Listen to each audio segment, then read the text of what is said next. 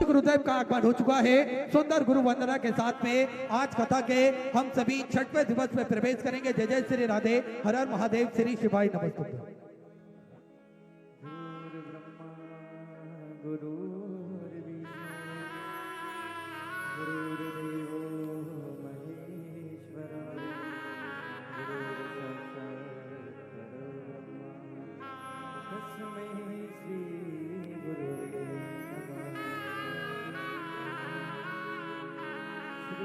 प्रदीप मिश्रा आए हैं उपकार के लिए।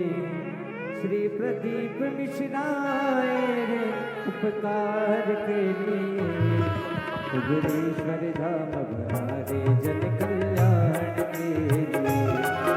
उग्रेश्वर धाम बहारे जन कल्याण के लिए।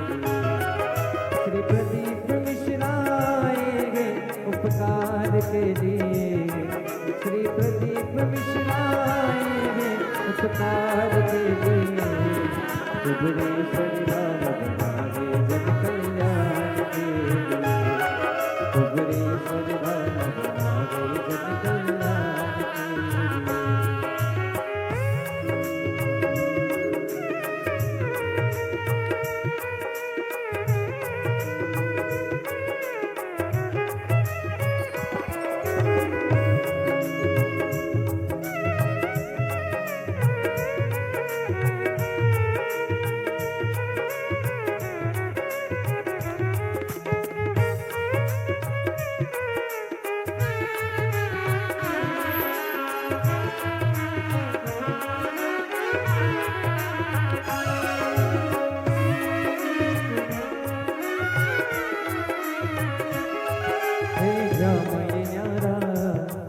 उग्रेश्वर प्यारा हे जामय न्यारा।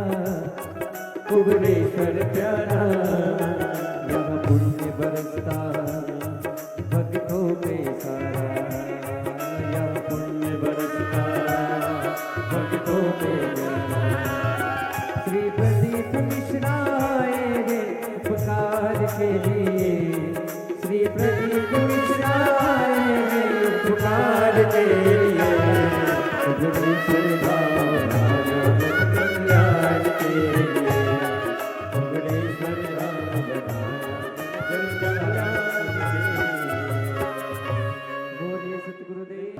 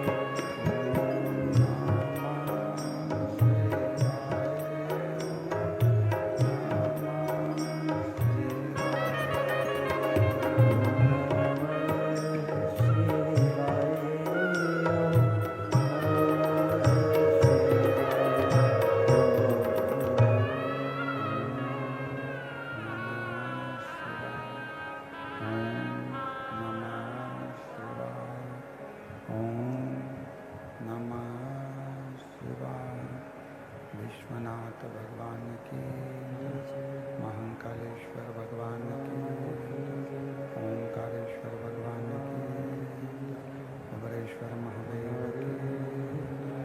हर हर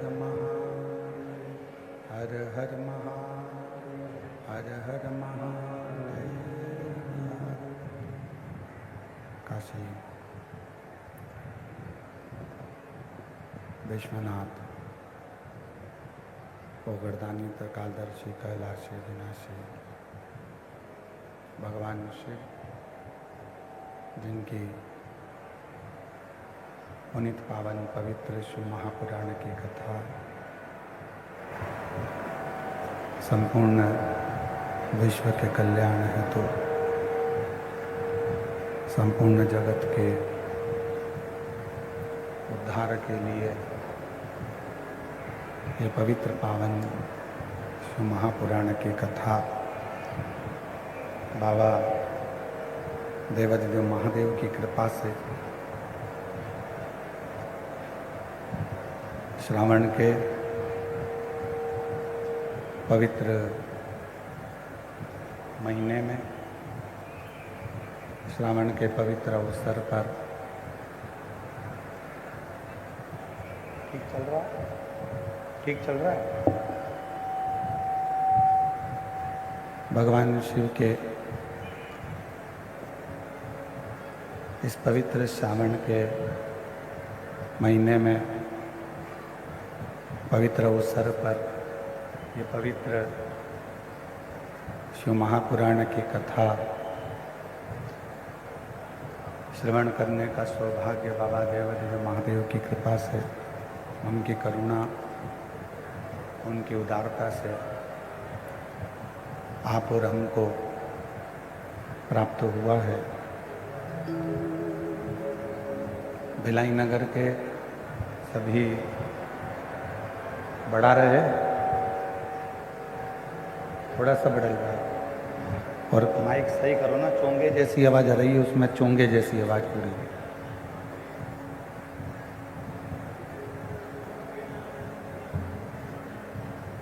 भगवान शिव भिलाई नगर की पवित्र पावन भूमि, जहाँ भगवान शंकर की कृपा से, करुणा से, उनकी उदारता से ये पवित्र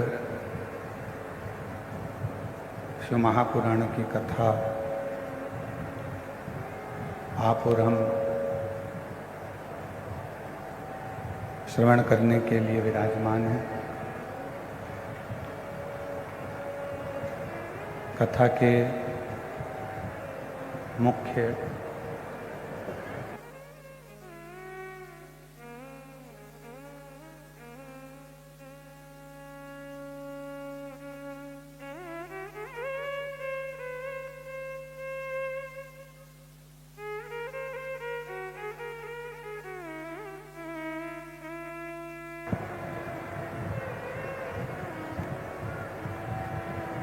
भगवान शिव की सोमवारी के दिन श्रावण महीने की ये पवित्र पावन कथा भगवान देवाधिदेव महादेव की करुणा और उनकी उदारता से आज छठे दिवस में प्रवेश कर रही है।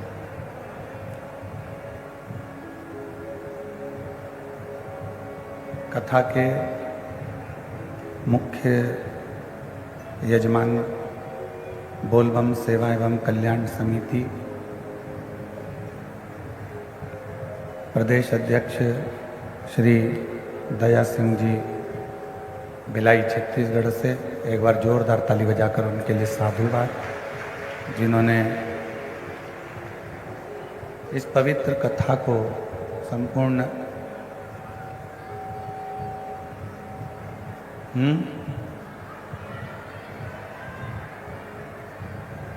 संपूर्ण जनमानस को ये पवित्र कथा दी है। मैं श्री दया सिंह जी को बहुत बहुत साधुवाद देता हूँ जो श्रावण के इस पवित्र अवसर पर ये पुण्यमय आनंदमय शिव कथा आप और हमको श्रवण करने का सौभाग्य मिला। एक बार जोरदार ताली बजाकर उनके लिए साधुवाद, धन्यवाद, बहुत पसंद। और तेरी कृपा बिना न हिले एक भी लेते हैं श्वास, तेरी कृपा से तनु तनु। बखान क्या करूं मैं राखों के ढेर का, चपटी भवोत में खजाना कुबेर का। ये गंगाधार मुक्तिवार ओंकार तू, भोले ओंकार तू। आयो शरण तिहार शंभु तार तार तू। बखान क्या करूं मैं राहों के ढेर का, चपटी भभूत में खजाना कुबेर का। हे गंगाधार मुक्तिवार ओंकार तू, भोले ओंकार तू। आयो शरण तिहार शंभु तार तार तू। शिव कथा कर रही है, भगवान शंकर का चरित्र कर रहा है, शिव महापुराण की कथा कर रही है। जब केवल एक मनुष्य, केवल एक मानव ऐसा होता है जिसमें विवेक भी होता है, बुद्धि की प्रबलता भी होती है, और जो ये अपने आज के, कल के, प्रारंभ के और बाद के भी, ये वाला प्रारंभ के और बाद के भी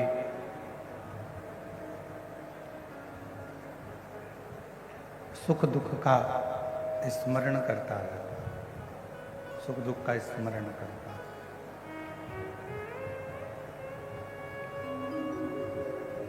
अब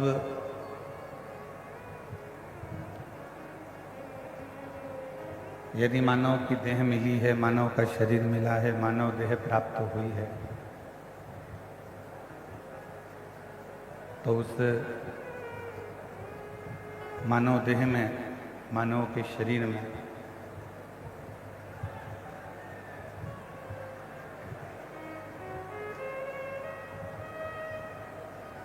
उस मानव देह में, मानव के शरीर में आप कितना भगवान का भजन करते हैं, आप कितना मंत्र का स्मरण करते हैं, ये आपके ऊपर निर्भर करता है।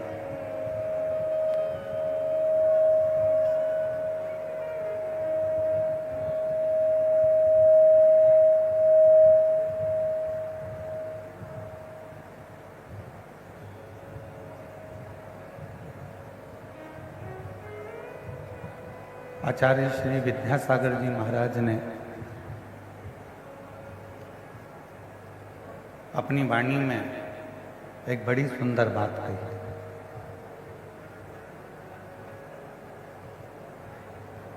आचार्य श्री विद्यासागर जी महाराज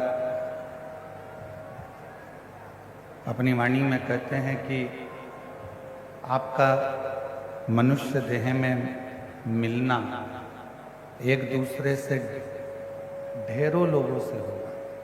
बहुत लोग आपसे मिलेंगे, बहुत लोग आपके सामने आएंगे, बहुत लोग आपके सम्मुख में आएंगे, बहुत लोग आपसे सामने खड़े होंगे।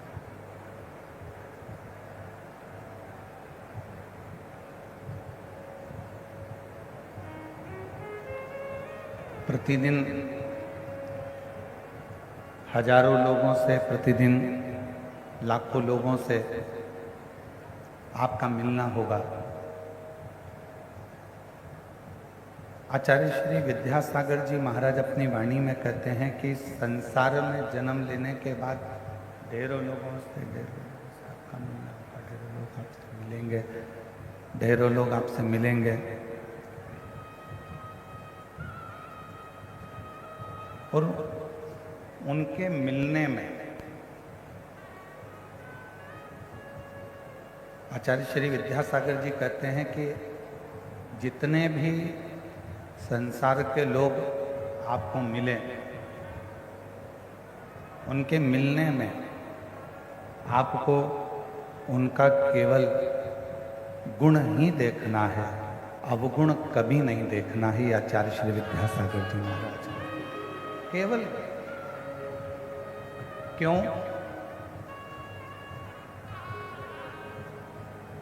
भोजन करने बैठते हो,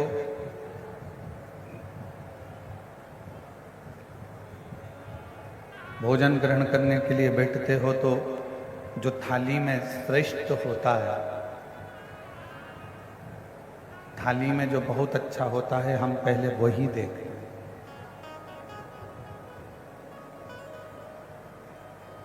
शादी आती है, विवाह शादी में हम सबसे पहले जो अच्छी साड़ी होती है पहनने के लायक, उसको ही देखते हैं।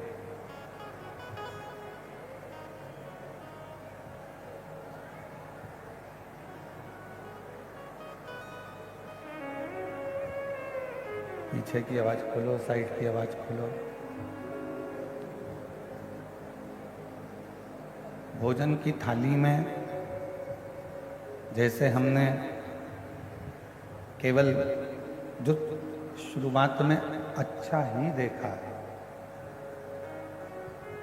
उसी तरह शादी में, विवाह में प्रेशर ही नहीं खोल रहे हो तुम लोग, अंदर का भी प्रेशर नहीं है तो बाहर का प्रेशर कहाँ से आएगा?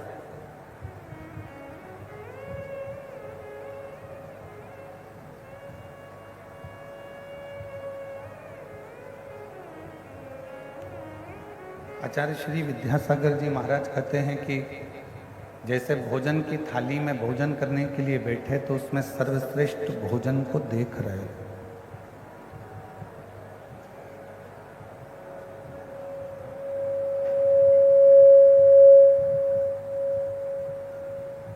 अलमारी खोली है वस्त्र पहनने के लिए, विवाह है, शादी है, तो उसमें श्रेष्ठ वस्त्र ही देख रहे हैं।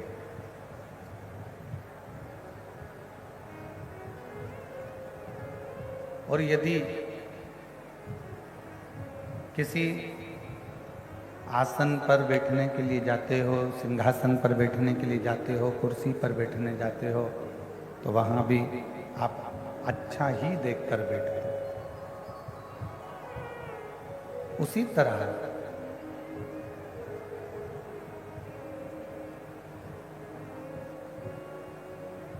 ये संसार सागर में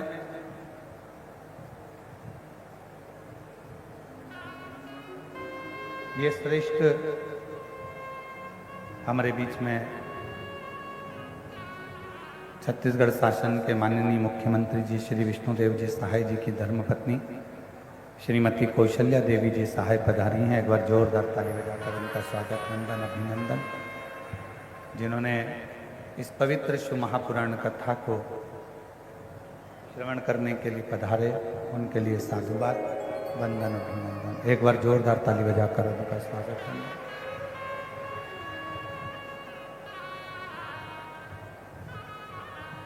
तो शिव कथा कह रही है, भगवान शंकर का संवाद कह रहा है, शिव महापुराण की कथा कह रही है। भोजन की थाली में भोजन श्रेष्ठ देखा जाता है, अलमारी में वस्त्र श्रेष्ठ देखा जाता है, बैठने के लिए स्थान श्रेष्ठ देखा जाता है। उसी तरह कोई से प्रतिदिन ना जाने कितने कितने लोगों से आपका और हमारा मिलन होता है, ना जाने कितने कितने लोग प्रतिदिन मिलते हैं। तो प्रयास करो कि उसमें जो हमसे मिल रहा है,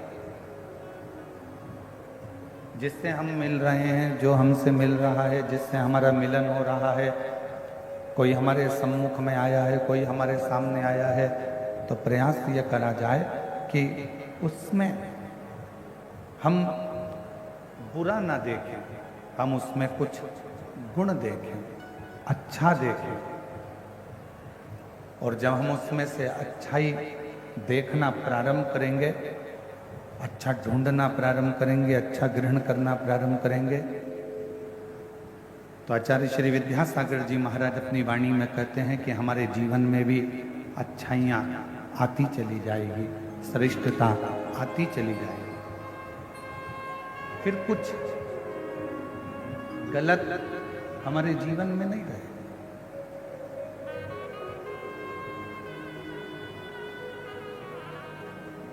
और मैंने तेरे ही भरोसे बाबा, तेरे ही भरोसे हवा बिच उड़ती जवानी बाबा, डोर हर तो छड़ी नामी कटी जावांगी। भोले मैं तेरी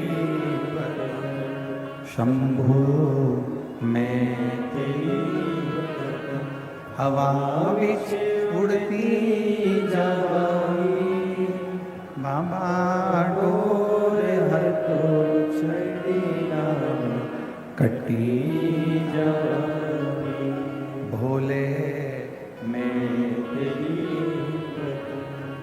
शिव कथा शंकर का चरित्र कह रहा, शिव महापुराण का चरित्र कह रहा, शिव कथा कह रहे।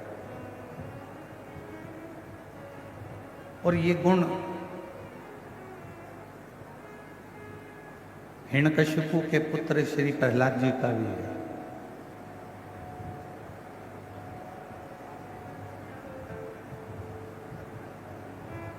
शिव महापुराण की कथा में हिरण्याक्ष के बेटे अंधकासुर और हिरण्यकशिपु के पुत्र प्रहलाद, दोनों की कथा।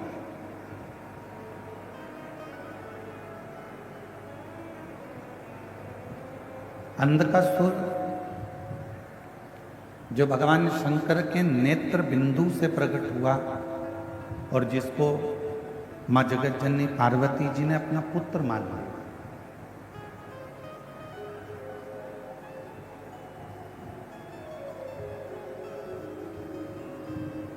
अपने बेटे की तरह मान लिया। और वो पुत्र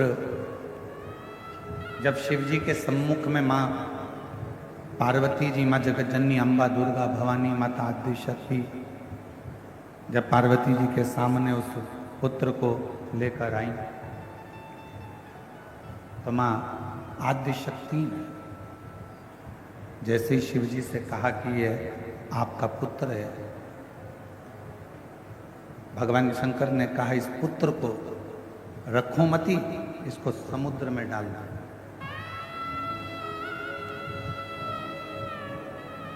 इसको रखना नहीं है, इसको समुद्र में पटक दो।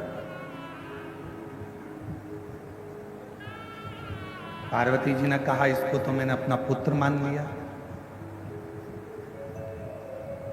और कैसा भी है तो मेरा बेटा, है तो मेरा पुत्र।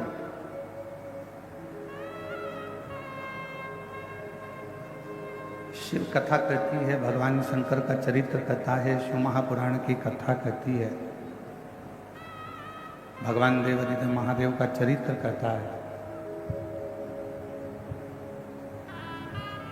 झोपड़ी में रहकर भी अगर कोई भगवान का भजन कर रहा है, और महल में रहकर भी अगर कोई भगवान का भजन कर रहा है, भगवान उसके नाम से उसको नहीं जाना।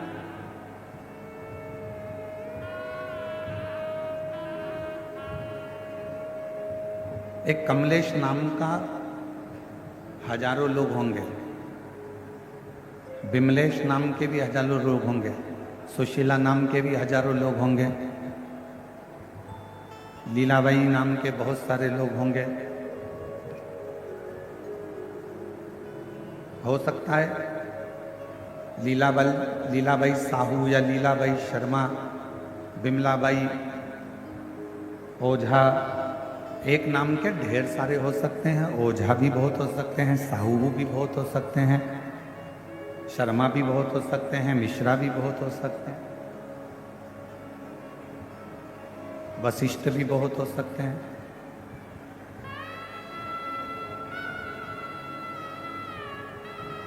एक नाम के हो सकता है कि बहुत सारे लोग हों। मेरे शंकर भगवान के यहाँ आपका नाम नहीं चलता,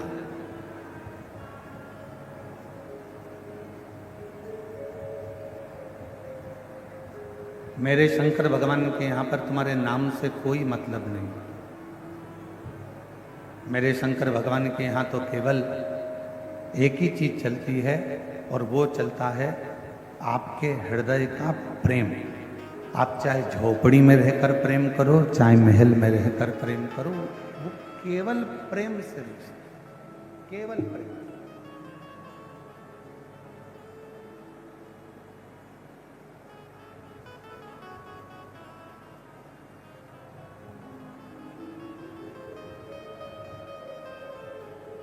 अब यदि सच्चा प्रेम है तो शबरी अम्बा के लिए मेरे राम जी महाराज, किसी ने बड़ा सुंदर कहा कि राम जी रावण को मारने के लिए राम जी वन में गए थे। परशु महापुराण की कथा कहती है रावण को तो राम जी अयोध्या में बैठकर भी मार देते, मेरे राम जी रावण को मारने के लिए नहीं, मेरे राम जी तो माँ शबरी को दर्शन देने के लिए वन में गए, माँ शबरी को दर्शन देने।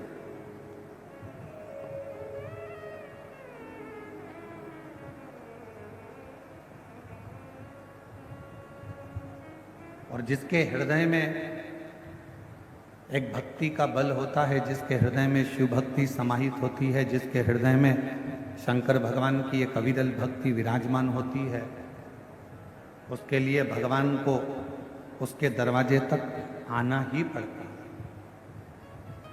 फिर निवेदन करेंगे, पहले कहा आज फिर कहते हैं,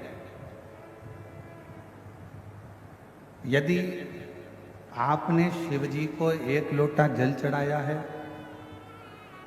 यदि आपने भगवान शंकर का मंदिर जाना प्रारंभ करा है, तो आपको शिव जी को ढूंढना नहीं पड़ेगा। एक ना एक दिन मेरे शंकर भगवान आपको ढूंढते ढूंढते आपके दरवाजे पर आए। आपको शिव को नहीं ढूंढना।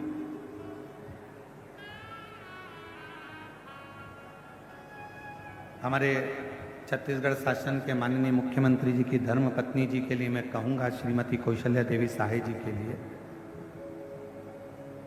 जब भी छत्तीसगढ़ में कहीं कथा होती है, दीदी मैं आपके लिए हमेशा यही नहीं, महाराष्ट्र कथा होती है तो वहाँ भी कहता हूँ, मध्य प्रदेश में हो, चाहे हरियाणा में हो, चाहे पंजाब में हो, चाहे कहीं पर भी कथा हो, मैं ये बात हमेशा कहता हूँ इस व्यासपीठ से कि कहीं पर भी कथा हो छत्तीसगढ़ में, और जरूरी नहीं कि केवल कथा का विशाल रूप होगा, बड़ी कथा होगी तो ही पहुँचेंगे।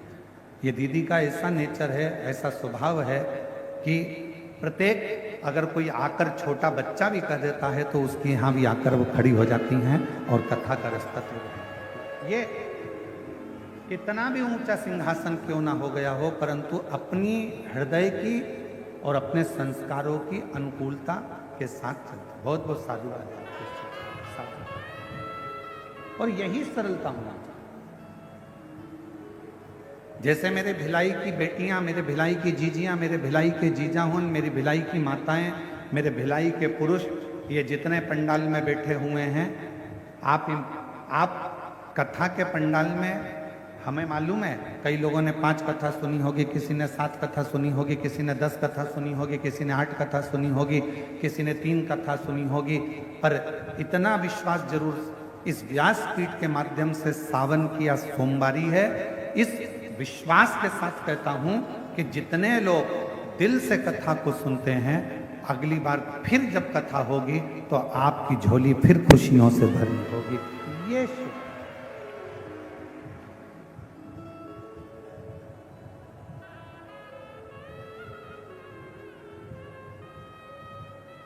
एक बहन जी ने पत्र लिखा, उस पत्र में लिखा, क्या गुरुजी इस शिव महापुराण में ऐसा क्या है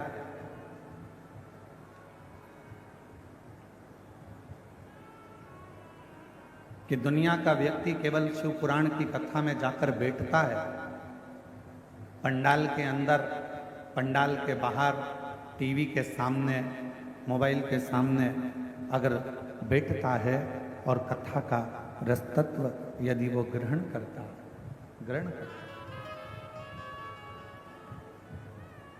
तो उसके मन की कामना पूर्ण हो जाती है।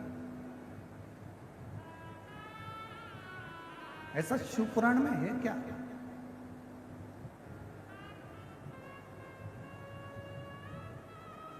और ये प्रश्न केवल आपका नहीं है, ये प्रश्न स्वयं चंचुला देवी ने भी तुमरुका जी से किया।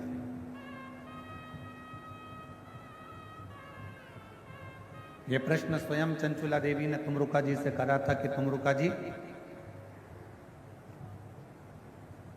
माँ जगतजननी पार्वती जी ने कहा है कि अपने पति के मोक्ष के लिए, बिंदु के लिए शिव महापुराण की कथा श्रवण करो। और मेरे पति ने ना तो कभी दान किया, मेरे पति ने ना कभी धर्म करा, मेरे पति ने ना कभी पुण्य करा, मेरे पति ने ना कभी सत्कर्म किया, मेरे पति ने कभी ना मंत्र जाप किया, मेरे पति ने ना कभी किसी तीर्थ का दर्शन किया, ना मंदिर गया। फिर आखिर मेरे पति को मोक्ष कैसे मिल जाएगा?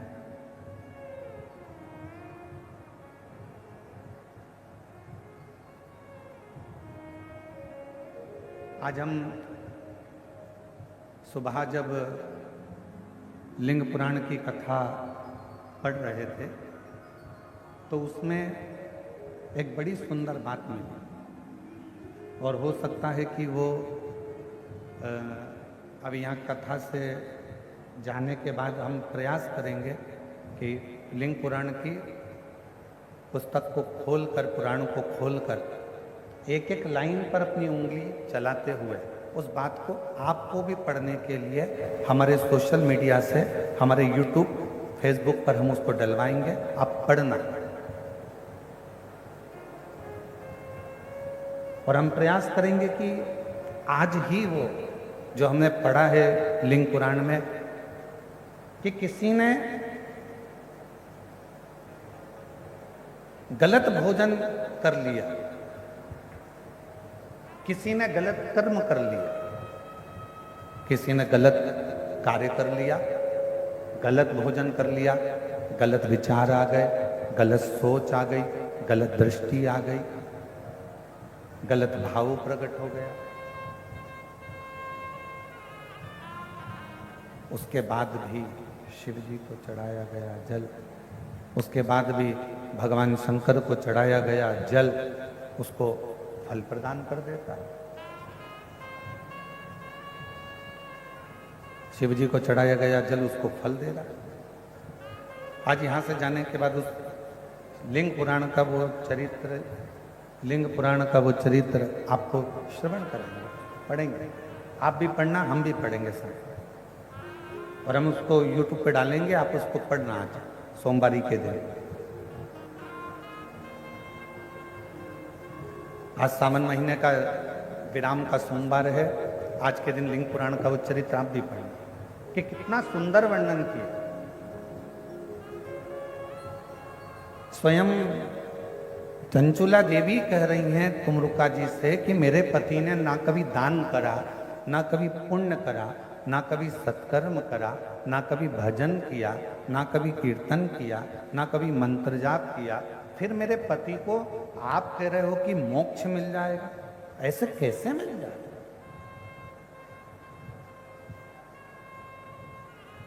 कैसे मोक्ष मिल सकता? कैसे मुक्ति मिल सकती? तुमरुका जी ने कहा, ये केवल शिव महापुराण नहीं है, ये केवल शिव महापुराण नहीं है,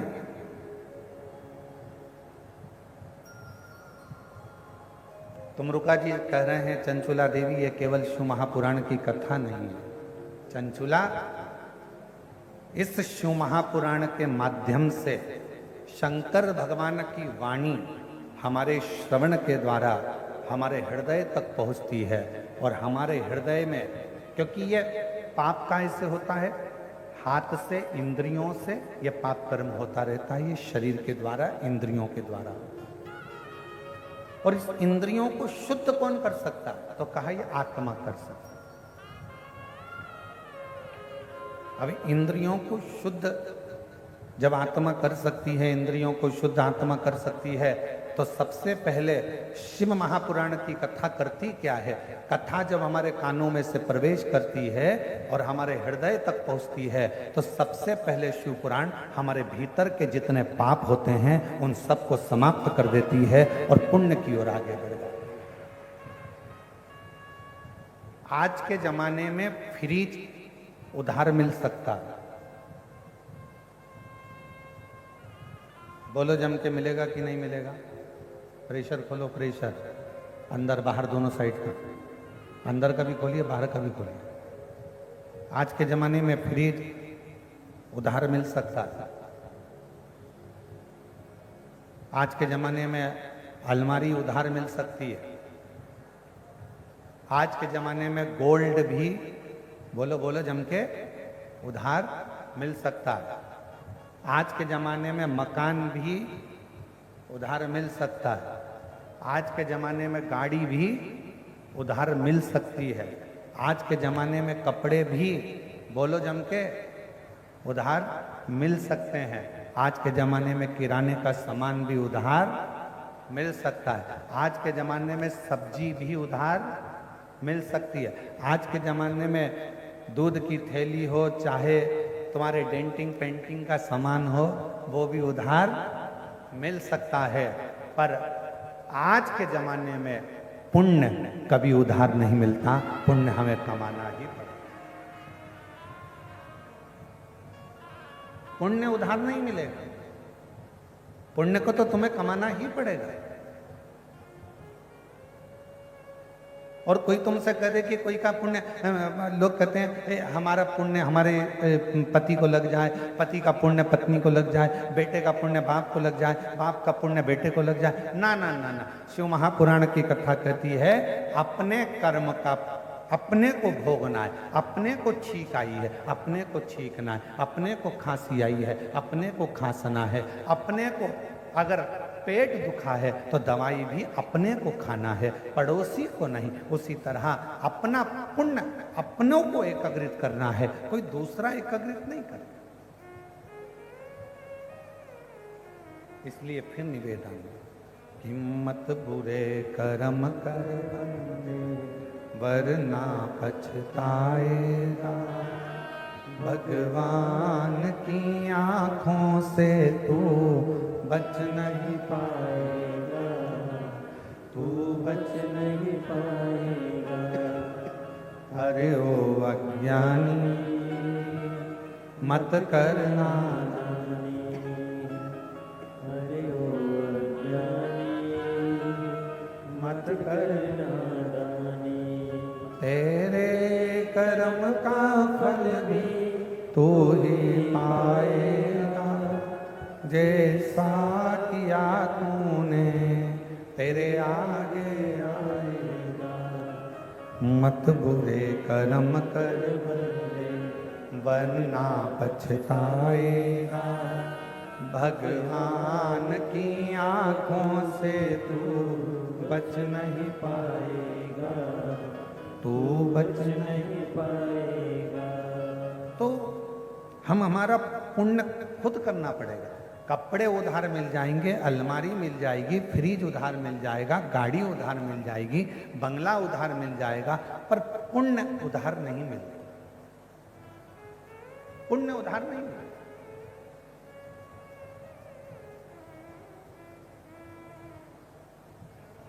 तो माता जी ने लिखा अपने पत्र में कि शिव पुराण में ऐसा क्या है जो दुनिया के लोगों का काम हो रहा है कथा सुनने से।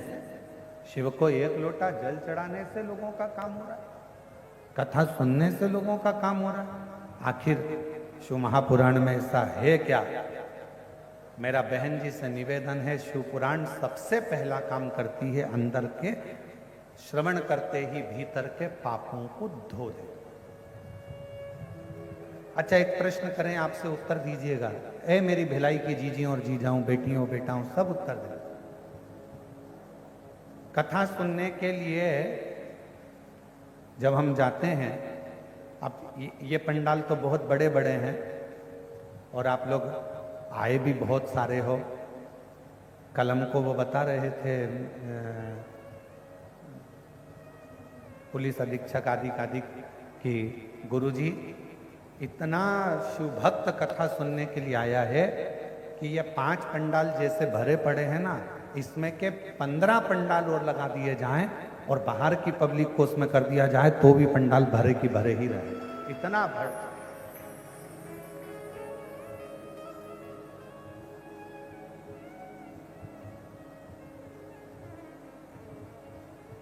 और आप लोग टीवी के माध्यम से, एलईडी के माध्यम से देख भी रहे हो। कल पुलिस के अधिकारी बंदूक कह रहे थे कि जितनी पब्लिक बाहर है, जितने 5 पंडाल जो भरे हैं, ऐसे 15 पंडाल और लगा दिए जाएं तो उसमें भी भक्त ऐसे ही भरा है। इतनी भगवान शंकर की इतनी बड़ी, तो क्या है शिव भक्ति? जैसे अब इतने बड़े पंडाल में तो चप्पल पहनकर भी आप लोग आ जाते हो, चप्पल भी साथ में रख लेते हो, पर दूसरी जगह कहीं कथा सुनने जाते हो छोटे से पंडाल में या अन्य मंदिर के अंदर, तो चप्पल मंदिर के अंदर ले जाते हो क्या? नहीं ले जाते ना, बाहर। कथा सुनने के समय चप्पल कहाँ रख देते हो? बाहर। तो जैसे शिव महापुराण की कथा कर रही है कि हमारी चप्पल जैसे बाहर रह जाती है, उसी तरह जब हम शिव महापुराण की कथा को श्रवण करने के लिए जाते हैं, बैठते हैं, तो हमारे भीतर का जो पाप है वो एक क्षण में निकलकर बाहर हो जाता है और पुण्य अंदर समाहित होता है।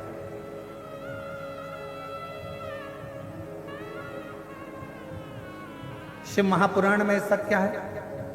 तो कहा ये अंदर के पाप को धोती है।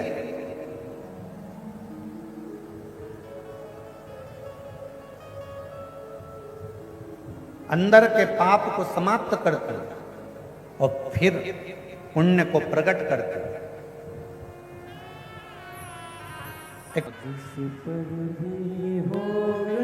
अब जरा विचार करिएगा,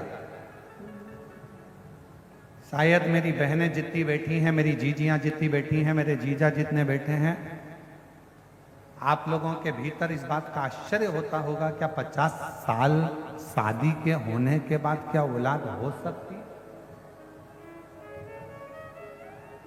क्या होगी?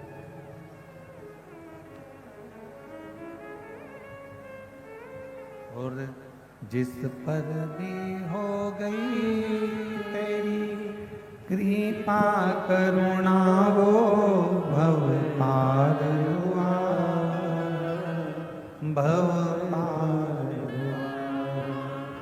पापी हो चाहे जितना, उसका भी बाबा उद्धार हुआ, उद्धार हुआ।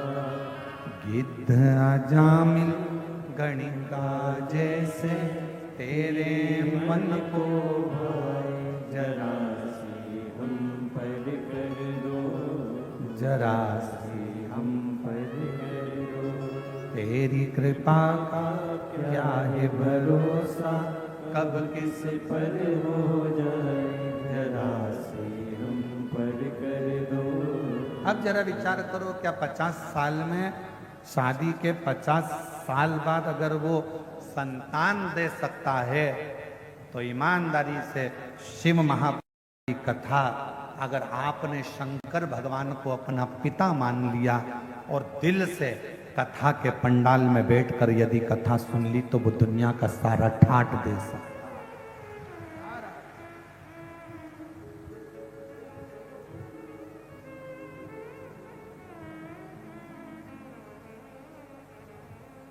ऐसा दुनिया का कौन सा दुख है जिसको मेरा शिव नहीं काट सकता? प्रेशर बढ़ाओ, प्रेशर अंदर का। ऐसा दुनिया की कौन सी तकलीफ है, ऐसा दुनिया का कौन सा कष्ट है जिसको मेरा शिव नहीं काट सकता? नहीं काट सकता। दुख, अगर परमात्मा ने दुख दिया है तो दुख कटने का उपाय भी परमात्मा ने दिया।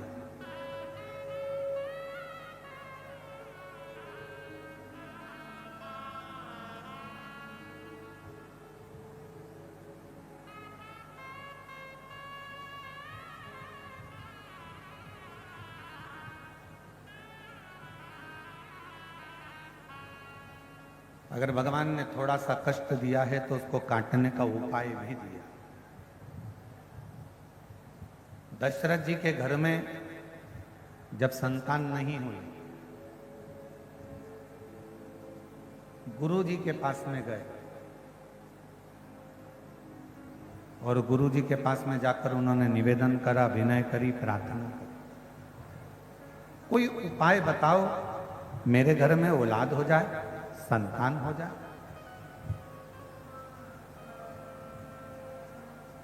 अब दुनिया के लोग कहते हैं सियोर वाला महाराज केवल उपाय उपाय बताता रहता है शिव पुराण में।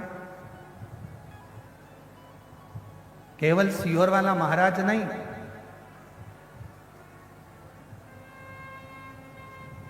त्रेता में श्री दशरथ जी महाराज जी ने भी अपने गुरु जी से उपाय पूछा था कि मेरे घर में औलाद कैसे हो।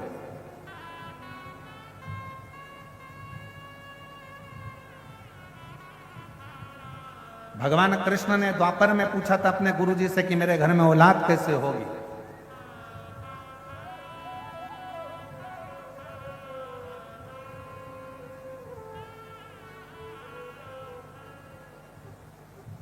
गोपियों ने पूछा था अपने वृद्ध माताओं से, गोपियों से, कि हमें कृष्ण कैसे मिल सकते हैं, कैसे प्राप्त हो सकते।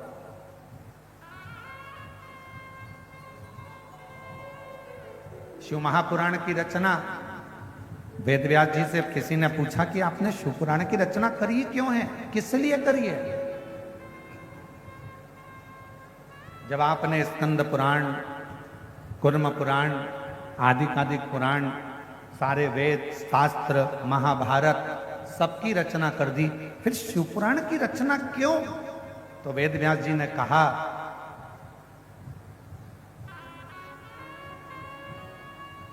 रामचरितमानस मनुष्य को जीना सिखाती है, श्रीमद् भागवत मृत्यु कैसा होना चाहिए ये श्रीमद् भागवत बताती है, और शिव महापुराण की कथा अपने मनुष्य देह में दुख कैसे समाप्त होता है ये शिव महापुराण की कथा बताती है।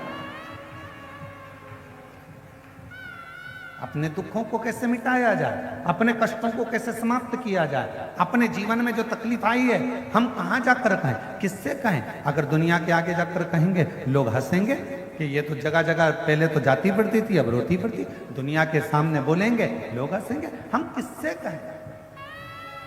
तो शिव महापुराण की कथा में वेदव्यास जी सारे काली मिर्च कैसे चढ़ाना है, काली तिल कैसे चढ़ाना है, धतूरा कैसे चढ़ाना है, बेलपत्र कैसे चढ़ाना है, कैसा नियम धारण करना है, क्या करना है, हम डॉक्टर के पास जाते हैं तो डॉक्टर भी दवाई लिखता है तो ये बता देता है ये दवाई सुबह खाना, ये शाम को खाना, ये भोजन के पहले खाना, ये भोजन के बाद खाना, इससे ये सुबह मॉर्निंग में जल्दी खा लेना, डॉक्टर भी बताता है। उसी तरह शिव महापुराण में वेद व्यास जी ने सारी बातें एक एक लिख दी कि शंकर को बेलपत्र कैसे चढ़ाना, शिव की आराधना कैसे करना। और थोड़ा बहुत अगर शिव महापुराण से अगर हटकर देखें तो लिंग पुराण में भी वर्णन आया, कुर्म पुराण में भी वर्णन आया। ऐसी कोई पुराण नहीं जिस पुराण में भगवान शंकर के चरित्र का, भगवान शिव की पूजन का, भगवान शंकर के अनुमोदन का, भगवान शिव के भजन का वर्णन नहीं आया।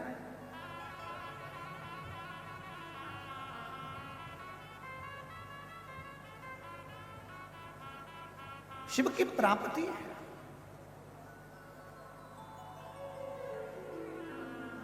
और महादेव नमन चरणों में, सोमवार ये सब बोलो, महादेव नमन चरणों में, स्वीकार कीजिए सबका किया है, मेरा भी उद्धार कीजिए, उद्धार कीजिए। हे त्रिपुंडधारी, है त्रिशूलधारी, है त्रिपुंडधारी, है त्रिशूलधारी। शरणों में तेरे बाबा जी, पावन है चारों धाम। शरणों में तेरे बाबा जी, पावन है चारों धाम। तेरी देव करते वंदना, ओ जय सीताराम। तेरी देव करते वंदना, हो जय सीताराम। हो जाए पूरी कामना, हो जाए पूरी कामना। उपकार कीजिए सबका किया है, मेरा भी उद्धार कीजिए, उद्धार कीजिए। है त्रिपुंडधारी, है त्रिशूलधारी, है त्रिपुंडधारी, है त्रिशूलधारी। भगवान शिव की कथा कर रही है। शिव महापुराण में वो शक्ति है, शिव महापुराण में वो बल है, शिव महापुराण में वो आनंद है जो हमको एक बल प्रदान करता है।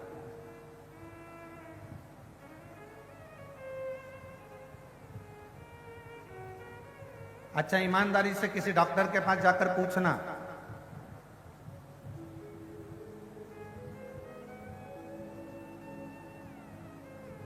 खाने से बीमारी होती है क्या?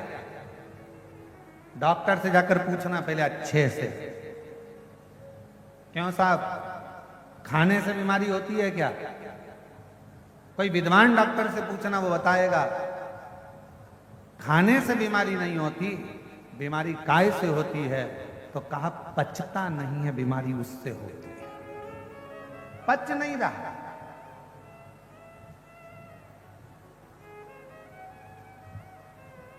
खाने से कभी बीमारी नहीं आती, अंदर जो भोजन गया है वो पचना चाहिए, पचता नहीं है, इसलिए बीमारी पकड़ती रहती है। पेट दुखेगा, कब्ज होगा, फिर अनेक अनेक बीमारियां आने लगेगी। हार्ट पर असर आएगा, कहीं नेत्रों पर असर आएगा, श्रवण शक्ति में असर आएगा, कंठ पर असर आएगा, ऐसे बीमारियां बढ़ती चली जाती है। तो कोई डॉक्टर से जाकर पूछे क्यों साहब खाने से बीमारी आती है? नहीं साहब, खाने से तो नहीं आती, पचता नहीं है ना, बीमारी पचे तो नहीं आ सकती, पर पचन शक्ति हमारी समाप्त हो गई। उसी तरह लोग कहें क्यों गुरुजी भगवान कब सुनेगा, भगवान कैसे सुनेगा? मैंने पशुपति व्रत करे, मैंने शंकर जी को 1 लोटा जल चढ़ाया, मैंने शिव जी की आराधना करी, भगवान कब सुनेगा? 1 साल हो गया, 1.5 साल हो गया। हमारा निवेदन है, खाने से बीमारी नहीं आती, पहचान नहीं रहे हो इसीलिए बीमारी आ रही है। उसी तरह तुम कथा सुन तो रहे हो, मना नहीं है, पर तुम भगवान से दिल नहीं लगा पा रहे। जिस दिन तुमने दिल लगा लिया उस दिन शिव ने तुम्हारा सुन लिया। जब ये 50 साल की शादी के 50 साल बाद जब भगवान औलाद दे सकता है, शादी के जब 50 साल बाद भगवान पुत्र दे सकता है, तो जरा विचार करिए कि शिव शिव मतलब आप मन नहीं लगा पाए, तन तो लगा लिया, शरीर तो लगा लिया, पहुंच भी गए कथा में। और हम पहले भी कथा में आप लोगों से कहें, आज फिर कहते हैं, भीड़ बढ़ाने के लिए कभी कथा में मत जाओ, भीड़ बढ़ाने के लिए कथा में मत जाओ। हम फिर निवेदन करेंगे, भाव बढ़ाने के लिए, मन को जोड़ने के लिए, शिव को पाने के लिए शिव महापुराण की कथा में जाओ। भीड़ बढ़ाने से क्या मतलब? तुम्हारी जितनी जितनी भीड़ बढ़ती चली जा रही है, सोच सोच कर आश्चर्य हो रहा है। हर कथा में ऐसे ऐसे पंडाल, अब यहाँ तो देखो तो ये दया सिंह जी ने 5-5 पंडाल लगवा दिए।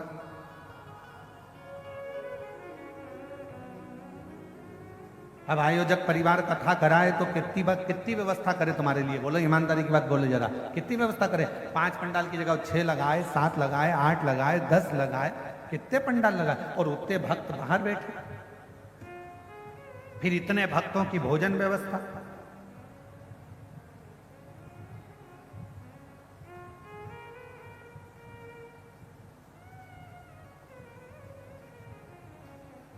कल हमने पूछा था कि कितने लोगों का भोजन चल रहा है, तो जो कल आए थे वो रात्रि को मिलने के लिए, वो बता रहे थे लगभग 1.5 से 2 लाख लोग सुबह से लेकर शाम तक में भोजन कर रहे हैं। इतना भोजन भंडारा चल रहा है, इतना भोजन भंडारा,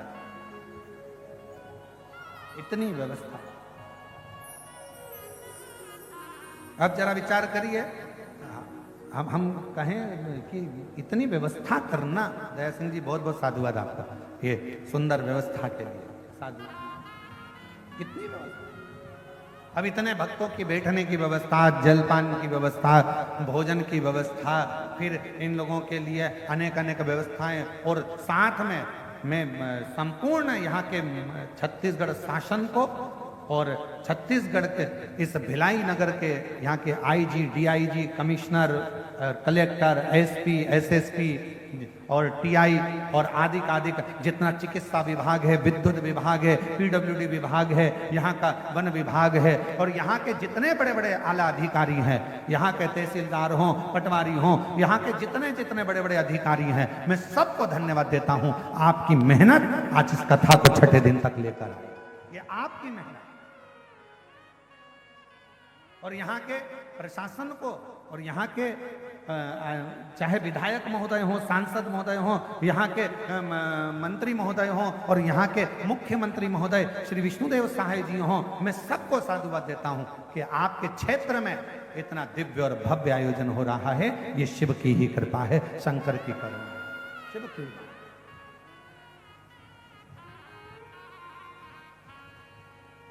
एक हृदय शिव के प्रति कितनी व्यवस्था करेगा, कितनी।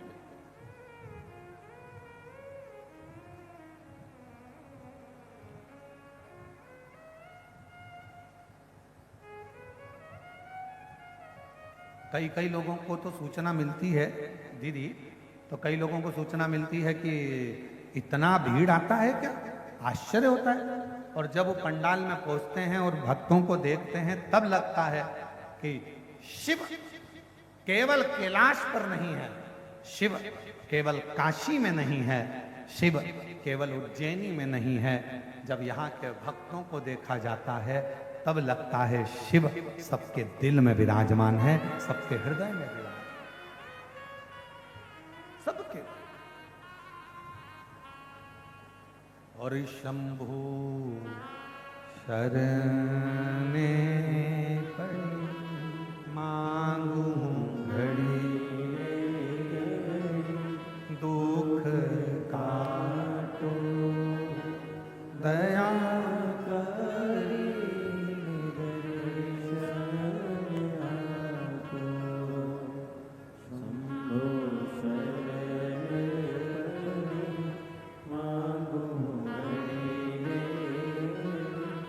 दुख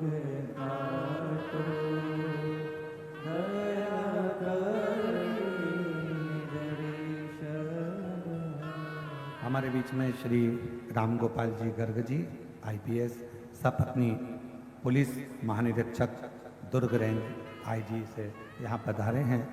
मैं आमंत्रित करता हूँ कि आप आकर व्यासपीठ का पूजन करें। एक बार जोरदार ताली बजाकर उनका साधुवाद। जो इतने बड़े औहदे पद पर होने के बाद भी अपने संस्कारों में समावेशित हैं, आनंदित हैं और वही आनंद के साथ इस व्यासपीठ का पूजन भाव के साथ में करने के लिए पधार रहे हैं। एक बार जोरदार ताली बजाकर उनका साधुवाद।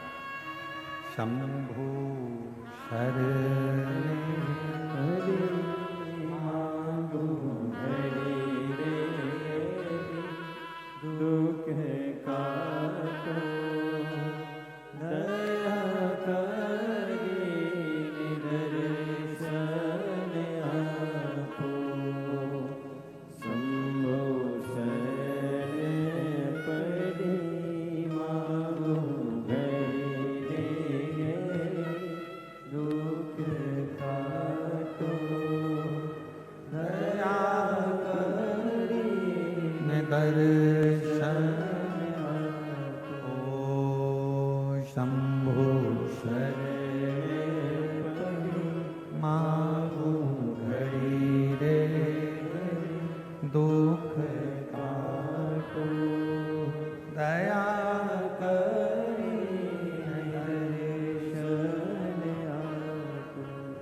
तो बीमारी कहां से पैदा हो रही है? हमारा अपाच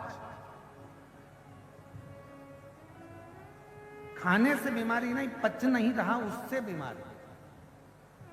अर्थात भगवान मिलता क्यों नहीं है, क्यों हमको नहीं मिल रहा, उसका कारण हमको ढूंढना नहीं। क्यों नहीं मिल, क्यों नहीं?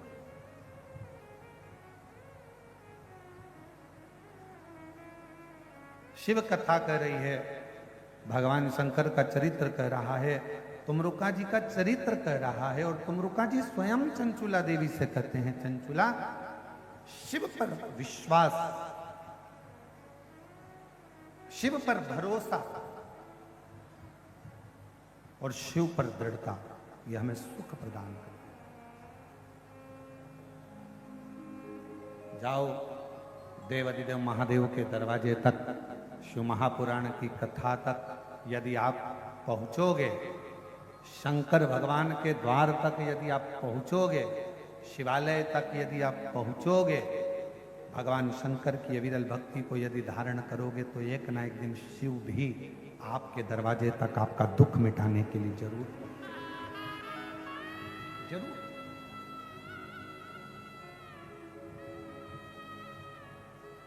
लिंग पुराण के अंदर आता है कि व्यक्ति ने अपने जीवन में कैसा भी कर्म किया हो पर शिव की आराधना, आज उसका स्मरण करेंगे अपन शाम को, शिव आराधना यदि करी है तो उसका फल मिलता है।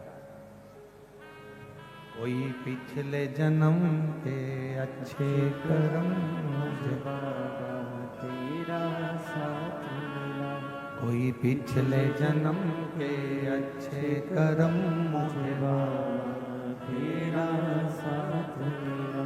जहाँ सारी दुनिया झुकती है, जहाँ सारी दुनिया झुकती है, मुझे वो आली दरबार मिला, दरबार मिला।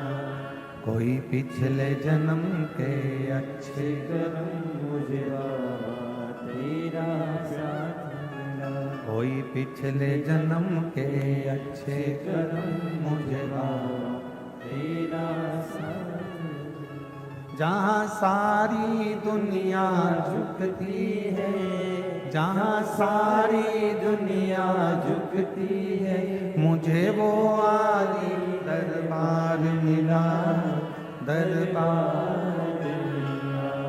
कोई पिछले जन्म के अच्छे कर्म मुझे बाबा तेरा साथ मिला, कोई पिछले जन्म के अच्छे कर्म मुझे बाबा तेरा साथ मिला। कोई हमारा पूर्व का पुण्य होगा, शिव भक्ति में जो लगे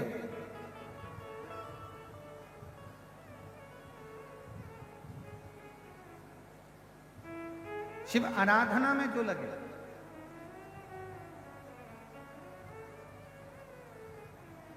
अंधकासुर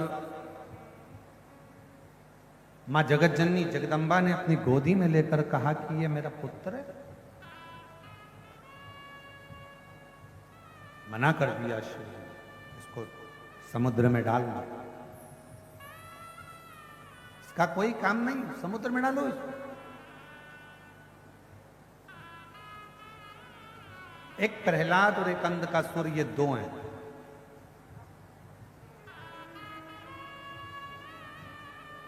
हिरण्याक्ष का पुत्र है अंधकासुर।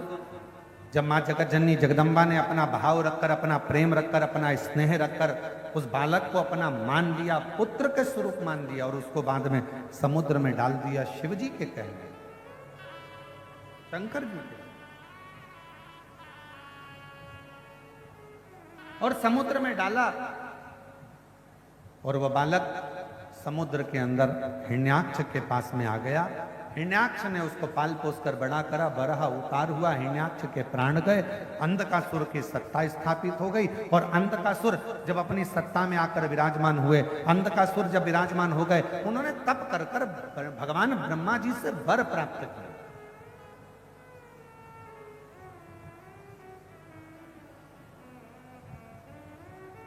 और फिर निवेदन करें, अभी कथा में कहा था फ्रीज उधार मिल जाएगा, कपड़े उधार मिल जाएंगे, जेवर उधार मिल जाएंगे।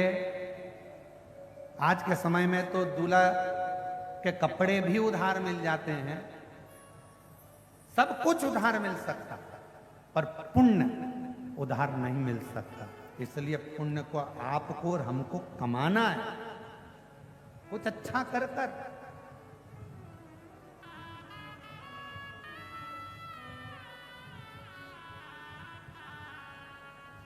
कुछ अच्छा कर्म कर कर,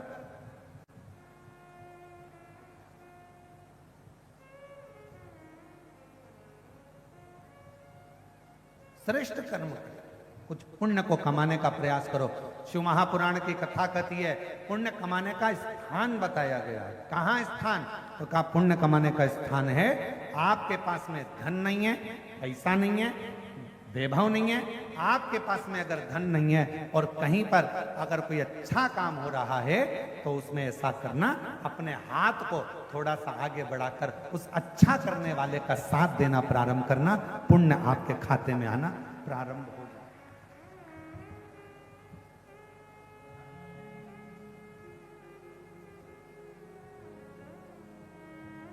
ये सीधा हाथ, ये उल्टा हाथ, इसका नाम ही उल्टा हाथ, लेफ्ट हैंड, इसका हाथ ही, इसका नाम ही उल्टा है। जो भी यज्ञ करते हो कौन से हाथ से करते हो? जम के बोलो जरा, आवाज नहीं आ रही है, जम के बोलो। सीधे हाथ से। भोजन सीधे हाथ, पुण्य सीधे हाथ, दान सीधे हाथ। एक बार ये उल्टा हाथ गुस्सा हो गया, इसको बहुत गुस्सा आ गया और ये सीधे भगवान के पास पहुंच गया। भगवान से जाकर कहा भोलेनाथ जी, भोलेनाथ जी, भोलेनाथ जी। शंकर जी ने पूछा क्या हो गया? कहा मुझे पैदा ही काहे को करा है? जब सब काम इसी हाथ से होना है तो मुझे पैदा क्यों करा? शंकर भगवान ने कहा हुआ क्या ये तो बता। लोग दान करते इससे, भोजन करते इससे, पुण्य करते इससे, माला जपते इससे, सारा यज्ञ करते इससे, मेरे को पैदा ही क्यों करा? इससे तो नहीं देते तो अच्छा था। भगवान ने कहा चाहता क्या? तो कहा मैं भी पुण्य करूं। शंकर भगवान ने कहा तेरे खाते में पुण्य नहीं है, तू पुण्य नहीं कर पाएगा, तो कुछ तो उपाय बताओ। अब शंकर जी की कथा उपाय बताती है तो कि शंकर जी उपाय नहीं बताएंगे? शंकर जी ने कहा एक उपाय है, जब ये सीधा हाथ किसी को दान करे तो तू इसको टच कर लेना, और तूने अगर इसको टच कर लिया तो इसका पुण्य का हिस्सा तेरे खाते में जाना चालू। अब इस लेफ्ट हैंड ने ये उल्टे हाथ ने अच्छा काम करना प्रारंभ कर दिया और उल्टे हाथ ने एक काम करा, यज्ञ करता तो उल्टा हाथ आगे हाथ लगा लेता, भोजन कराता, पानी पिलाता, उल्टा हाथ आगे हाथ लगा लेता, और जैसे जैसे उल्टा हाथ इसको स्पर्श करता जाता वैसे वैसे उसका इस हाथ का पुण्य इस हाथ में आना प्रारंभ हो गया, इस हाथ का पुण्य इस हाथ में आना प्रारंभ हो गया, और धीरे धीरे पुण्यवान ये हाथ भी हो गया, ये हाथ भी पुण्यवान हो गया, पुण्य इसके भी खाते में।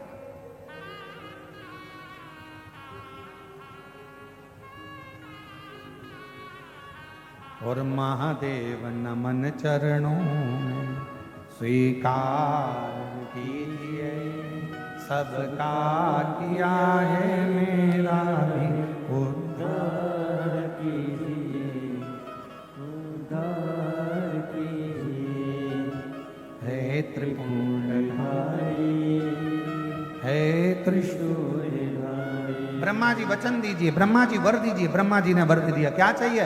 अंधकासुर कहता मैं मरूं ना। शिव जी भगवान ब्रह्मा जी ने कहा ऐसा तो हो ही नहीं सकता कि मरेगा नहीं,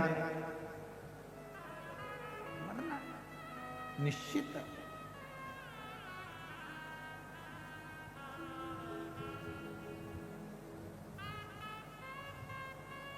बीमार पड़े हो कहीं मत जाओ, बीमारी में सबसे पहले डॉक्टर के पास जाओ।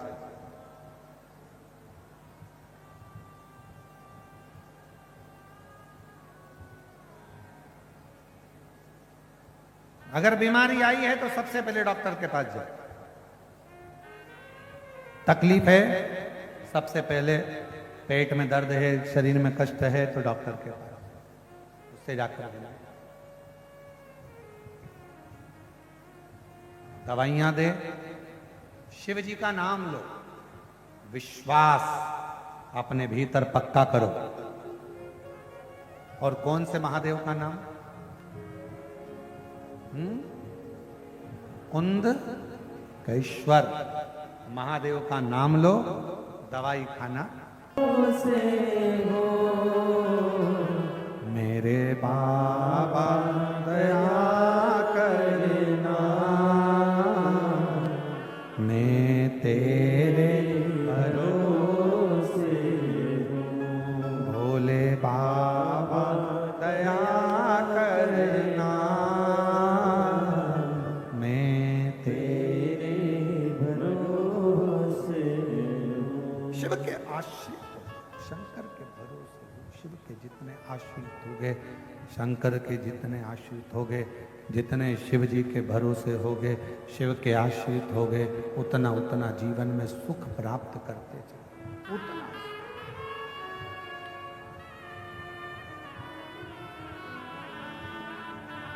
शंभु शंभु है, शंकर शंकर है, ओगड़दानी है, त्रिकालदर्शी त्रिकालदर्शी। अंधकासुर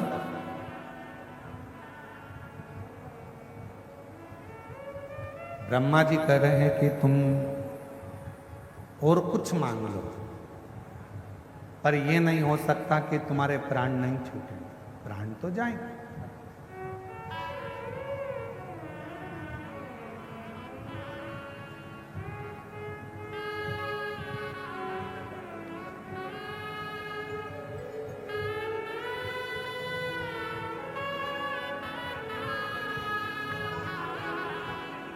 देखिए पिताजी का लीवर डॉक्टर ने ट्रांसप्लांट का बोल दिया था, और बाबा की कृपा से पुनः चालू हुआ। लीवर में पानी भरा हुआ था, वो भी सूखा, और शिव की कृपा, शिव कथा कर रही है, भगवान शंकर का चरित्र कर रही है, शिव महापुराण की कथा कर रही है, शिव तत्व कर रही है। तुम कुछ और मांग लो, तुम जो मांगोगे हम वो दे देंगे, पर मृत्यु सत्य है, मृत्यु अटल है, और मृत्यु तो होगी, ये निश्चित है, उसको कोई टाल नहीं सकता, आएगी।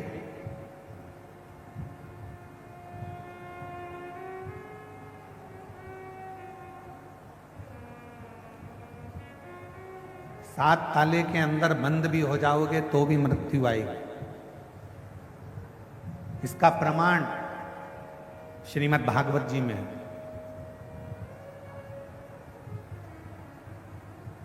सुखदेव जी महाराज ने राजा परीक्षित को 7 दिवसीय श्रीमद् भागवत कथा श्रवण कराई, बट वृक्ष की छांव, बड़ के पेड़ की छांव।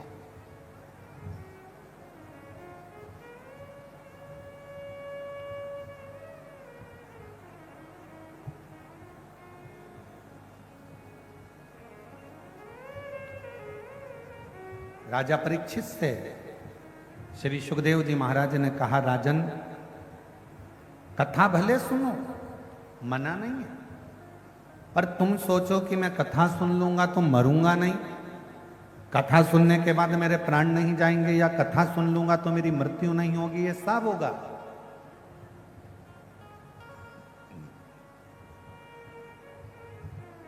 और मेरी जितनी जीजियां बैठी हैं, जितने मेरे जीजा बैठे हैं, जितनी मेरी बेटियां बैठी हैं, जितने मेरे बेटा बैठे हैं, जितनी मेरी माताएं बैठी हैं, अपने अंदर एक बात उतार लेना।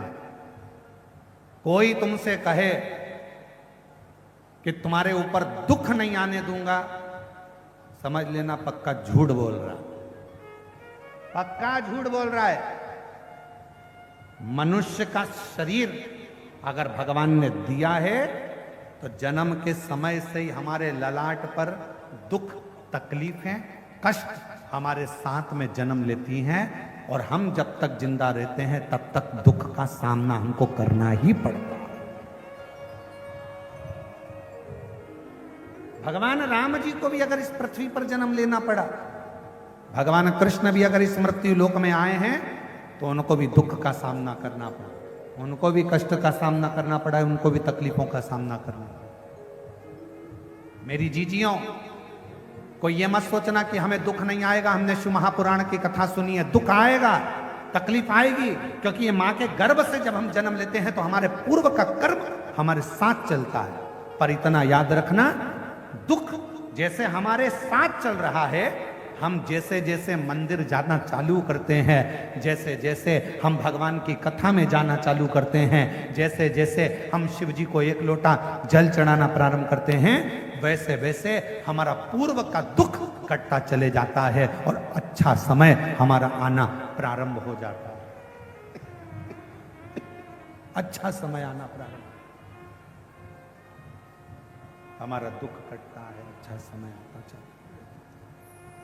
आप जितना जितना भजन करेंगे, जितना जितना स्मरण करेंगे, जितना जितना मंत्र जाप करेंगे, जितना जितना नाम जाप करेंगे, जितना जितना कीर्तन करेंगे, दुख को दूर हटाते चले, दुख दूर होता चले।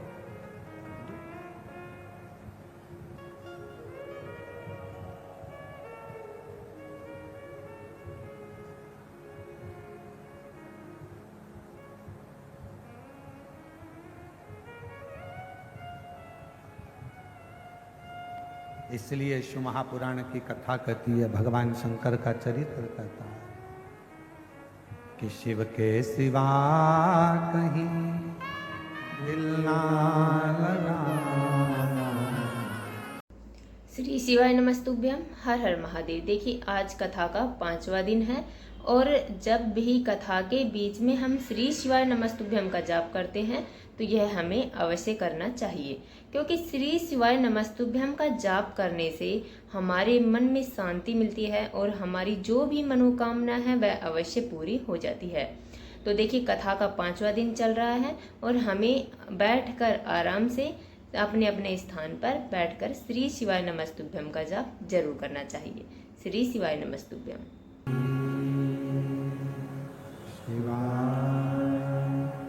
नमस्तु श्री शिवाय नमस्तु श्री शिवाय नमस्तु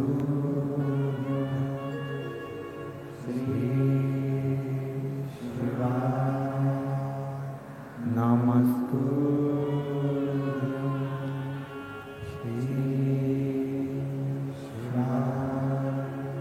नमस्तु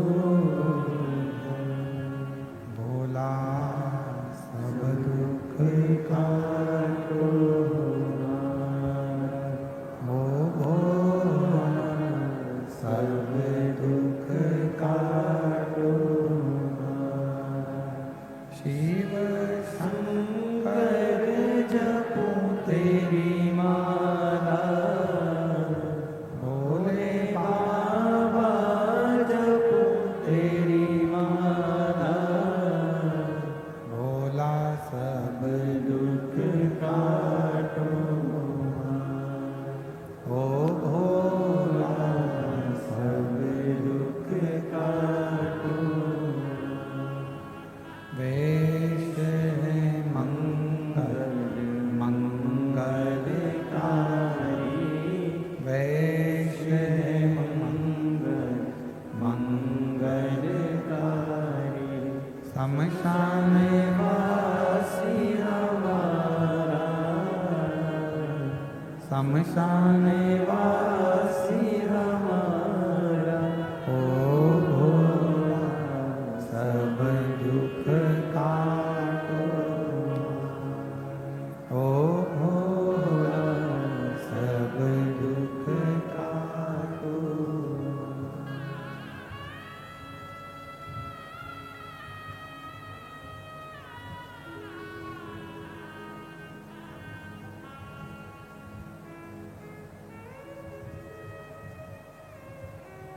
बाबा दैवरिदेव महादेव भगवान शिव ओगरदानी त्रिकालदर्शी कैलाशी विनाशी भगवान शंकर की पवित्र कथा कह रही है। शिव महापुराण की कथा वर्णन कर रही है। शिव तत्व कह रहा है।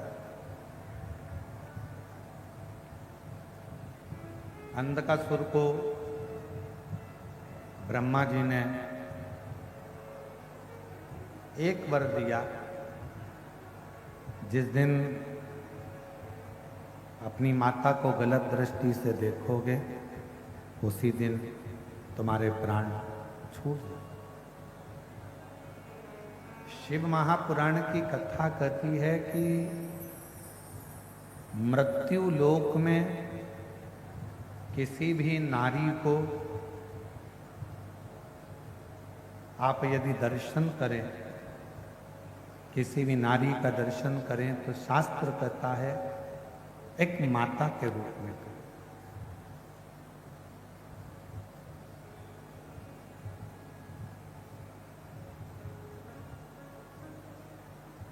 एक माता के रूप में जो दर्शन होता है वो वात्सल्यता का दर्शन है।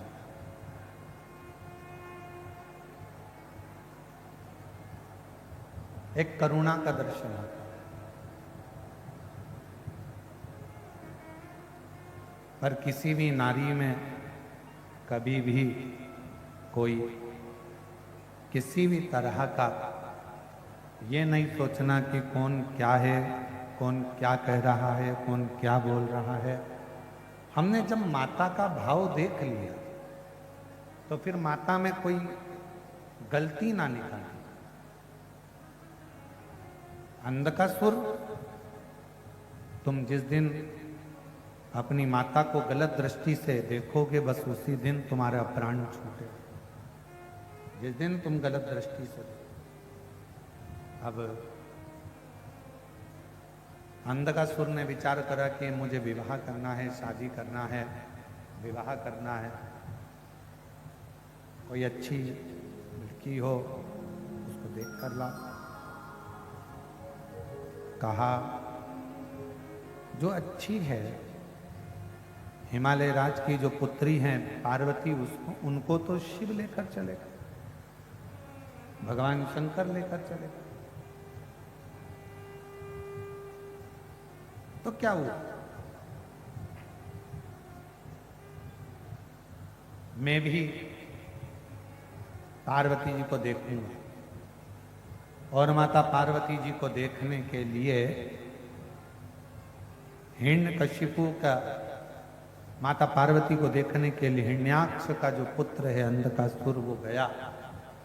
जो माँ जगत जननी जगदम्बा दुर्गा भवानी माँ आद्य शक्ति माता पार्वती का जो दर्शन किया, देखकर स्तुप्त रहे, एकदम स्तुप्त।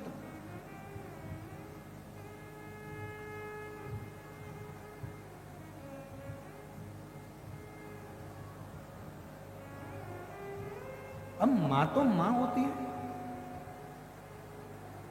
हमने पहले भी कथा में कहा, ओल्ड इज गोल्ड।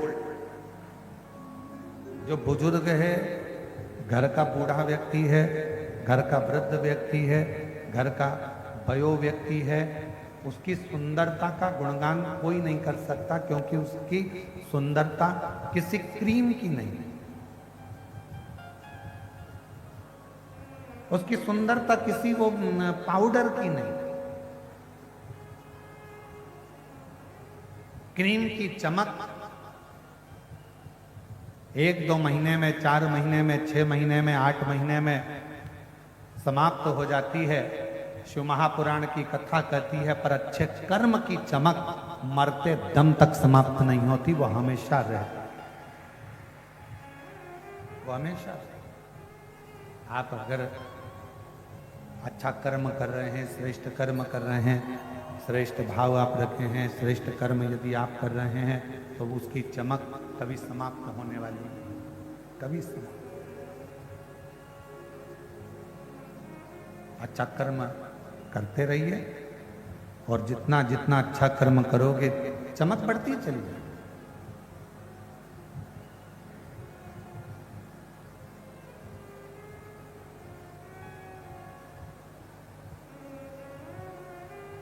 मां जगत जननी को अपशब्द और गलत दृष्टि से अंधकासुर ने देख लिया। जब गलत दृष्टि से अंधकासुर ने देखा, क्रोध आया, भगवान शिव को काल भैरव प्रकट हुए और अंधकासुर का अंत किया।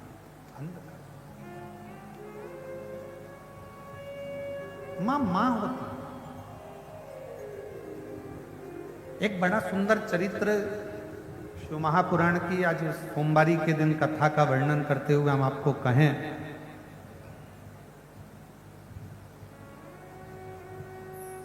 जब जिंदगी में बहुत ऐसा हताशपन लगने लगे और लगने लगे कि हमारा कोई साथ देने वाला नहीं है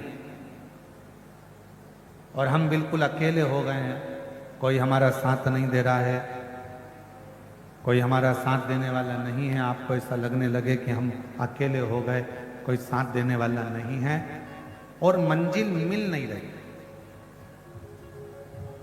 मंजिल प्राप्त ही नहीं हो रही। कनेर के फूल को हल्दी और कुंकू में लगाकर, हल्दी और कुंकू लगाकर कनेर के फूल में, कुंकू बोलते हो, इधर रोली बोलते हो, क्या बोलते हो? कुमकुम, रोली। तो जो भी आप लोग स्मरण में लेते हैं, हल्दी और कुमकुम, रोली लगाकर कनेर के पुष्प को यदि सोमवार की अष्टमी के दिन मां जगत जननी की पीठिका का स्मरण करेंगे, जैसे ये शिवलिंग है और ये जो पीठिका है जहां पर शिवलिंग रखा है, गोल जो पीठिका दिख रही है या चौकोर हो या जो भी आकृति की हो पीठिका, वो पीठिका और ये जल निकलने वाला जलाधारी का स्थान। तो कनेर का जो पुष्प होता है उसमें कुंकू और हल्दी लगाकर सोमवार की अष्टमी के दिन आप जब बहुत हताश हो जाएं, कोई साथ देने वाला ना मिले और कोई बड़ी उलझन में अगर उलझे पड़े हैं, एक कनेर का पुष्प इस पीठिका पर कहीं पर भी, मां जगत जननी की पीठिका पर किसी भी स्थान पर, किसी भी स्थान पर मां तारा रानी का नाम लेकर एक बार अगर आपने सोमवार की अष्टमी के दिन पुष्प समर्पित कर दिया मां तारा देवी के नाम से, देवादिदेव महादेव और मां शक्ति की कृपा अपने आप होगी और वो कार्य सफल होकर ही रहेगा, उसमें सफलता मिलेगी ही, उसमें सफलता अपने आप मिलती चली जाएगी, उसमें सफलता आपको प्राप्त होती चली जाएगी।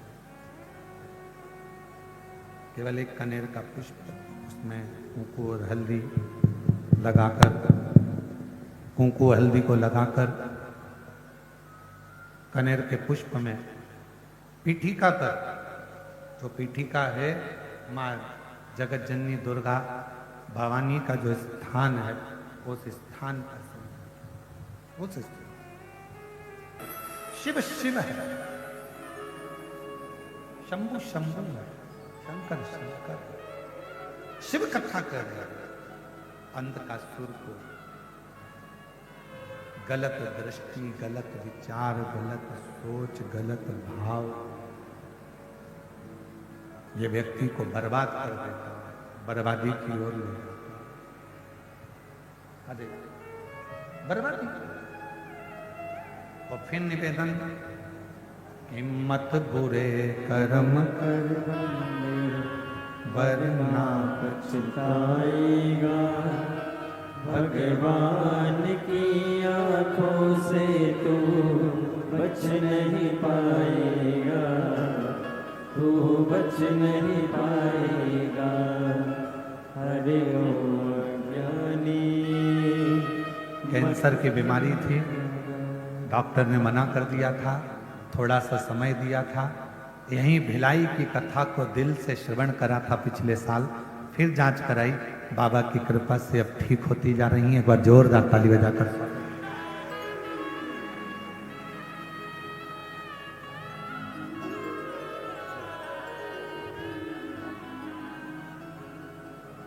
शिव शिव है, शंकर शंकर। अंधकासुर ने गलत दृष्टि दी और वो गलत दृष्टि के कारणवश अंधकासुर मारा। शिव कथा कर रही है, भगवान शंकर का चरित्र कह रहा है। एक भगवान शंकर का श्रंभेश्वर अवतार हुआ शिव जी, और वो श्रंभेश्वर अवतार मेरे देव अधिदेव महादेव ने नरसिंह भगवान के क्रोध को शांत करने के लिए, कि नरसिंह भगवान का जो क्रोध है वो शांत। शिव जी का जो श्रंभेश्वर रूप है, मेरी माताओं, अगर डॉक्टर कह दे कि किसी भी नारी या पुरुष के किसी भी शरीर के अंग में कोई गांठ हो गई और डॉक्टर ने कह दिया कि यह गठान का ऑपरेशन करना है, तो मेरा निवेदन है डॉक्टर के कहने से ऑपरेशन कराओ, मना नहीं, पर डॉक्टर से 2 दिन 5 दिन मांगना कि ऑपरेशन 2 दिन बाद या 5 दिन बाद या 10 दिन बाद या 15 दिन बाद हम करा लें, ऐसा विनय करना उनसे। और कलश के अंदर जो भगवान देवादिदेव महादेव को जल चढ़ाने के लिए जा रहे हो, शिव जी के जल चढ़ाने के लिए जा रहे हो, उस कलश के अंदर थोड़ा सा गंगा जल उस कलश के अंदर डालिए और एक चावल का दाना अपनी हथेली में रखकर कलश को हाथ में पकड़कर श्रंभेश्वर महादेव का नाम लेकर दक्षिण में खड़े होकर उत्तर की ओर, जहां से जलाधारी का जल बहता है, दक्षिण में खड़े होकर उत्तर की ओर मुख कर कर शिव को समर्पित करो श्रंभेश्वर महादेव के नाम से। चावल का दाना बाद में समर्पित करो। उसी चावल के दाने को, चढ़े हुए चावल के दाने को, एक बेलपत्र को लेकर आ जाओ। बेलपत्र सुबह के समय और चावल का दाना शाम के समय, उसको चबा चबा कर खा लीजिए।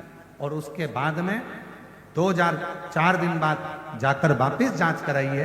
जो गठान होगी वो श्रंभेश्वर महादेव के नाम से धीरे धीरे गलना प्रारंभ हो। श्रंभेश्वर महादेव का, फिर से बोलो, कौन से महादेव? श्रंभेश्वर।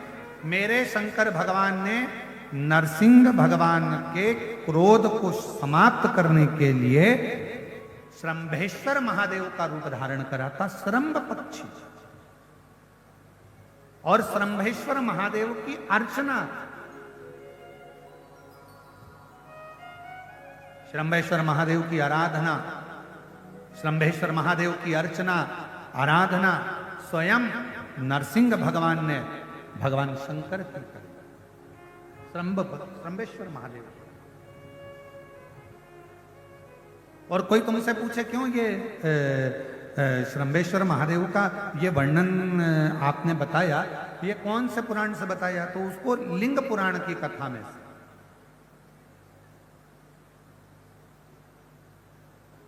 और थोड़ा सा वर्णन इसका मिलेगा कुर्म पुराण की कथा में से। श्रंबेश्वर महादेव का, श्रंबेश्वर महादेव का नाम हम तो कई जिन बच्चों का दिमाग थोड़ा सा काम नहीं करता, या बच्चों के मुंह से राल बहती रहती है, या बच्चे का हाथ पैर या शरीर चल नहीं रहा हो, शरीर काम नहीं कर रहा हो, डॉक्टर ने कह दिया ये कभी नहीं चल पाएगा, हम उसके लिए भी कहेंगे माताओं से